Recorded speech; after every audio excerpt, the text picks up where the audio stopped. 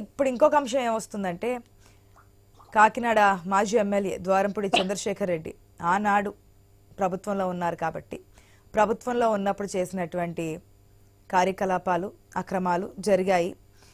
వాళ్ళు 5 సంవత్సరాలు తీసుకోలేదు కాబట్టి ఇప్పుడు కూటమి ప్రభుత్వం అధికారంలోకి వచ్చిన నోటీసులు ఇచ్చినప్పటికీ పట్టించుకోలేదు, స్పందన లేదు కాబట్టి మూసేశాం అంటూ ఎందుకో ద్వారంపూడి కేంద్రంగా జరుగుతుందా అనే ఒక ప్రశ్న ప్రజల నుంచి వినిపిస్తుంది. ఏమంటారు?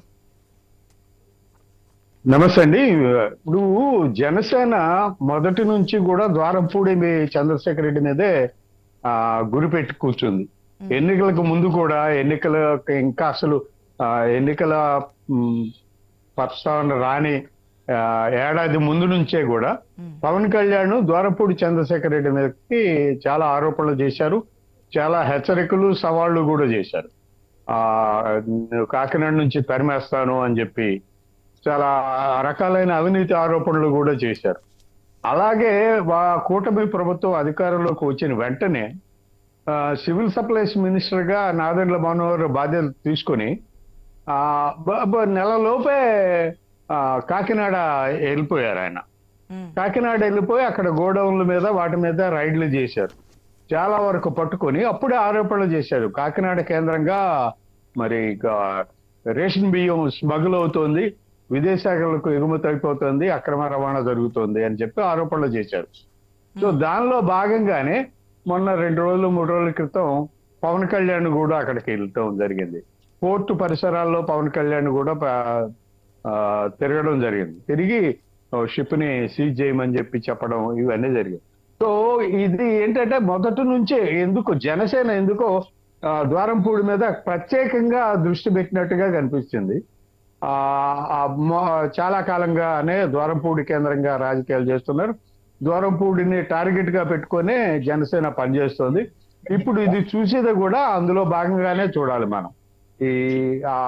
ద్వారంపూడిని మరి జనసేన ఎక్కి ద్వారంపూడి మధ్య ఎందుకు చెందిందో 175 మంది ఎమ్మెల్యేలు ఉంటే ద్వారంపూడిని మాత్రమే పవన్ కళ్యాణ్ ఎందుకు టార్గెట్ చేస్తున్నాడు అనేది మనం చూసుకోవాల్సిన అవసరం ఉంది. వాళ్ళకి ఏమన్నా వ్యక్తిగతమైనటువంటి విభేదాలు ఏమన్నా ఉన్నాయా లేకపోతే ఏమైందో తెలియదు, కానీ ద్వారంపూడి కేంద్రంగా అయితే జనసేన రాజకీయాలు నడుస్తున్నాయి. తెలుగుదేశం ద్వారంపూడిని అంత పెద్దగా తీసుకోలేదు, ద్వారంపూడిపై మాత్రమే అంత పెద్ద దృష్టి పెట్టలేదు, కానీ జనసేన మాత్రం మొదటి నుంచి ద్వారంపూడి కేంద్రంగా రాజకీయాలు నడిపిస్తుంది.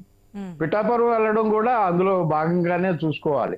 పవన్ కళ్యాణ్ పిఠాపురం నుంచి పోటీ చేయడం కూడా కాకినాడ పక్కనే కాబట్టి, కాకినాడ జిల్లా కాబట్టి ఆయన పోటీ చేసి ఉండొచ్చు. ఆ ఇన్ఫ్లుయెన్స్ కాకినాడ మీద పడుతుంది, పిఠాపురం ఇన్ఫ్లుయెన్స్ కాకినాడ మీద పడుతుంది కాబట్టి అలా ఏదైనా చూసుకుని ఉండొచ్చు. అంటున్నారు కదా గోపి గారు, జనసేన నాయకులు కావచ్చు, మంత్రులు కావచ్చు, డిప్యూటీ సీఎం కావచ్చు, చేసినటువంటి ఆరోపణల్లో ఏమైనా అవాస్తవాలు ఉన్నాయా? చూపిస్తున్నటువంటి ప్రస్తావనలు ప్రజల ముందు ఉంచుతున్నటువంటి అంశాల్లో అవాస్తవాలు ఏం లేదండి. కాకినాడ కేంద్రంగా రేషన్ బియ్యం స్మగుల్ అవుతోంది, అది ఖచ్చితంగా అందరికీ తెలిసిన, అధికారులకు కూడా తెలిసిన విషయమే.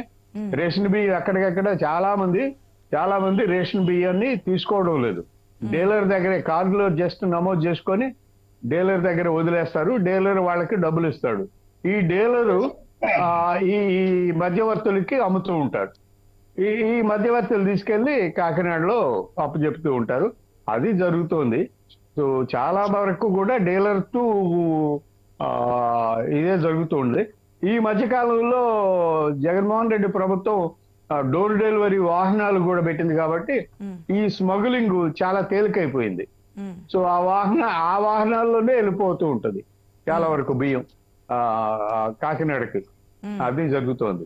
సో వాళ్ళు చెప్పిన మాటలు వాస్తవమే. ఆ వెహికల్స్ ద్వారానే, గ్రీన్ ఛాలెంజ్ ద్వారానే ఈ మాఫియాకి ఒక కీ రోల్ పోషించారనేది వారు చెప్పింది. అది మీరు చెప్తున్న దాని ప్రకారం అది వాస్తవమే. ఇంకోటి ఏదైతే ఈ ఫ్యాక్టరీ సంబంధించి పొల్యూషన్ కంట్రోల్ బోర్డు పిసిబి చెప్పిన దాని ప్రకారం చూసుకున్నప్పటికీ కూడా అది వాస్తవంగానే కనిపిస్తోంది.